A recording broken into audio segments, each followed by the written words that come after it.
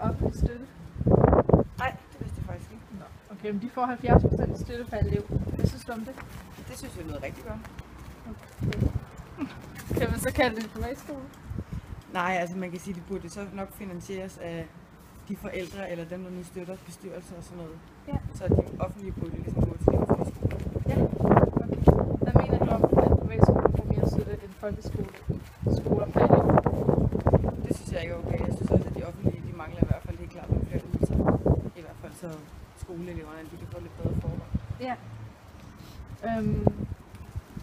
Er det okay, at vores skattepenge går til privatskoler, når pengene er ment til at gå til velfærd, altså vores gratis ydelser? Nej, det synes jeg så igen ikke, det er. Så er det igen, at man skal have nogle fonde eller et eller andet, der støtter de privatskoler, som så må betale. Tak for det. Hvis det er privatskoler for offentlig støtte? Nej. Okay. Nå, men de får altså 70% per elev. Så kan man så kalde det en privatskole? Det skulle ikke. Nej, det tror jeg ikke. Nej, det synes jeg ikke. Okay. Hvad mener du om, at privatskoler får mere støtte end folkeskoler per elev? Det er jo lidt dårligt, fordi elevernes forældre betaler også for at gå der foran.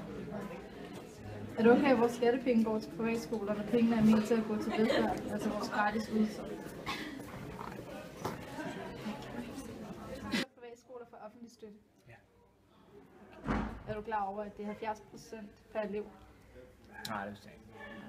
Kan man så kalde det en privatskole? Ja, det er 30%. Okay. Hvad mener du om, at privatskoler får mere støtte end folkeskoler per elev? Det virker som en underlig fordeling. Er du ude? Man skulle tro, at de private lå i, at den ekstra ting, som de fik, skulle være forældrene, der støttede med det. Er det okay, at vores skattepenge går til privatskoler, når pengene er ment til at gå til velfærd, altså vores gratis ydelser? I forhold til, hvad man ellers støtter, så synes jeg godt, man kan støtte noget med privatskoler, men det burde være en lavere sats end folkeskoler.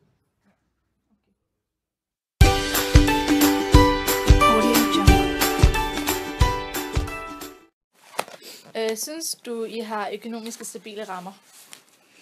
Vi kunne altid godt bruge flere penge, men det tror jeg altid, man kunne. Ja, okay.